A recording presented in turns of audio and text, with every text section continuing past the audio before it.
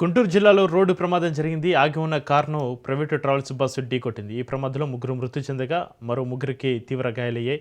Nallapadu PS పరిధి అంకిరెడ్డి సమీపంలో ఈ ఘటన జరిగింది. మృతులను సూర్యాపేట వాసులుగా గుర్తించారు. గుంటూరు జిల్లాలో రోడ్డు ప్రమాదం జరిగింది. ఆగి ఉన్న కారును ప్రైవేటు ట్రావెల్స్ బస్సు ఢీకొట్టింది. ఈ ప్రమాదంలో ముగ్గురు మృతి చెందగా మరో ముగ్గురికి గాయాలయ్యాయి. నల్లపాడు పిఎస్ పరిధి అంకిరెడ్డిపాలెం సమీపంలో ఈ ఘటన జరిగింది. మృతులను సూర్యాపేట వాసులుగా గుర్తించారు. ఈ ప్రమాదానికి సంబంధించి మరింత సమాచారాన్ని మా ప్రతినిధి రమేష్ ఫోన్లో అందిస్తారు. రమేష్, గుంటూరు జిల్లాలో రోడ్డు ప్రమాదానికి సంబంధించి మీ దగ్గర ఉన్న అప్డేట్స్ ఏంటి?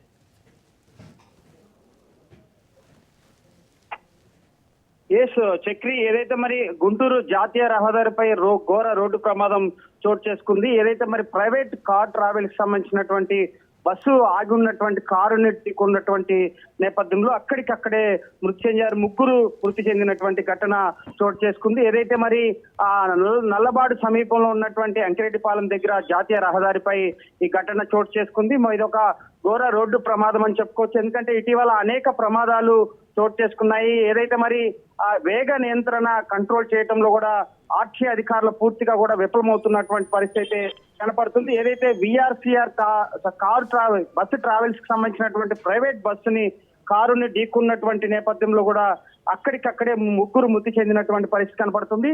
సుశీల, వెంకయ్య, మహేష్ అనే ముగ్గురు వీరు తెలంగాణ ప్రాంత సూర్యాపేటకి చెందిన వారుగా కూడా పోలీసులు గుర్తించారు. మొత్తం మరో ముగ్గురికి కూడా తీవ్ర గాయాలైనటువంటి నేపథ్యంలో అటు గుంటూరు జీజీహెచ్ హాస్పిటల్ కూడా తరలించి మెరుగైన చికిత్స పొందుతున్నటువంటి పరిస్థితి కనపడుతుంది. అయితే జాతీయ రహదారిపై ఇటీవల తరచుగా అనేక ప్రమాదాలు తలెత్తుతున్నటువంటి పరిస్థితి కనపడుతుంది. ఆర్టీ అధికారులు దీనిపైన పూర్తి స్థాయిలో చర్యలు తీసుకోవాల్సినటువంటి బాధ్యత ఎంతైనా ఉందని చెప్పుకోవచ్చు. ఎందుకంటే వేగ నియంత్రణ కంట్రోల్ చేయటంలో ఆర్టీ అధికారులు పూర్తిగా విఫలమవటమే కాకుండా ఎక్కడికక్కడ కూడా ముందస్తుగా కూడా ముందస్తు హెచ్చరిక బోర్డులు కూడా ఎక్కడ కనిపించినటువంటి పరిస్థితి కనపడుతుంది. ఖచ్చితంగా వేగ నియంత్రణ అటు మీటర్స్ ఏర్పాటు చేసి ఫైన్ ద్వారా కూడా కొంత ప్రమాదాలని అరికట్టేటువంటి అవకాశం ఉంది. ఆ దశగా కూడా అటు ఆర్టీ అధికారులు చర్యలు తీసుకుంటే మాత్రం ఖచ్చితంగా ప్రమాదాలు అరికట్టేటువంటి పరిస్థితి కనబడుతుంది. ఏది ఏమైనా అటు నల్లబాడు పోలీసులు దీనిపైన కేసు నమోదు చేసి దర్యాప్తు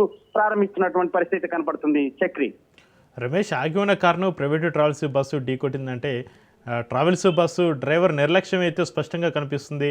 అయితే ట్రావెల్స్ బస్సు డ్రైవర్ని పోలీసులు అదుపులోకి తీసుకున్నారా? పోలీసులు ఏం చెప్తున్నారు?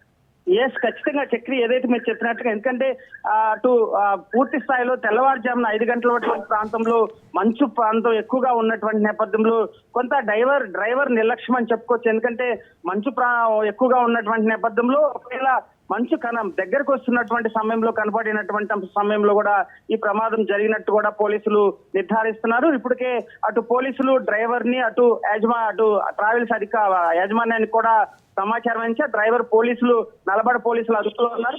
దానిపైన కూడా కేసు నమోదు చేస్తే తనని రిమాండ్ కి తరలించేటువంటి అవకాశం ఉంది. ఏది ఏమైనా ముందస్తుగా అటు ప్రమాదాలు అరికట్టాల్సినటువంటి బాధ్యత అటు ఆర్టీ అధికారుల పైన ఉంది. ఎందుకంటే ఖచ్చితంగా ప్రైవేట్ ట్రావెల్స్ ఇటీవల మనం తరచుగా చూస్తున్న ప్రమాదాలు కానీ అదేవిధంగా అగ్ని ప్రమాదం కానీ అనేక చోట్ల తలెత్తుతున్నటువంటి నేపథ్యంలో ఖచ్చితంగా అటు ప్రభుత్వ అధికారులు ఆర్టీ అధికారులు కానీ అటు పోలీసు అధికారులు కూడా తీవ్రమైన చర్యలు తీసుకుంటే తప్ప ఇలాంటి ప్రమాదాలు అరికట్టేటువంటి పరిస్థితి కనపడటం లేదు. ఖచ్చితంగా ఈ ప్రమాదం పైన నల్లబాడు సిఐ పోలీసులు కేసు నమోదు చేశారు. దీనిపైన దర్యాప్తు జరుగుతుంది. Chakri, right, thank you Ramesh.